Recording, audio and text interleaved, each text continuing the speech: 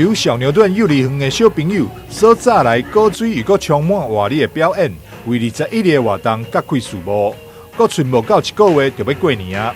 相信有袂少的家庭拢会烧酒围炉，感受过节气氛。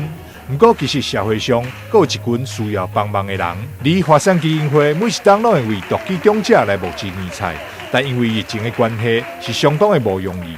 台南在地起家幸福家不动产知影了后，就号召全体同仁做伙来帮忙，总共募得430份的年菜，希望让每一位华山的长辈拢会当幸福过好年。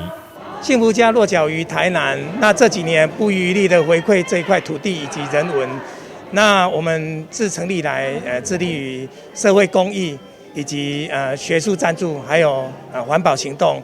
那在上个礼拜，我们也赞助了海通国小的这个机器人的一个设计团队的一个预算。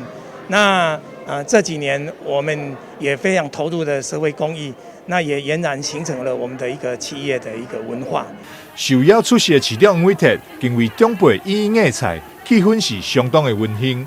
台南是一个幸福的城市，那幸福家是幸福的企业，所以我们很希望，也很荣幸台南市有这样的具有社会公益，还有具有爱心的一个企业在这边生根茁壮。我们也期待，也非常感谢华山基金会在台南已经有这么多的天使站，能够照顾我们的这个长辈。目前全台华山基金会呢，募集仅达60%，尚有不足4成的部分，将近有1000份。那也希望说，在地的社会人士、爱心人士，如果说有意愿来帮助我们的话，也都可以跟我们一起来做爱心，关怀在地的独居老人。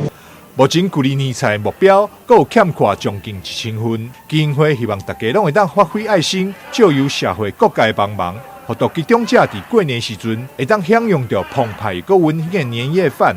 也欢迎社会上认同华山服务理念的朋友拨卡爱心专线0625000066。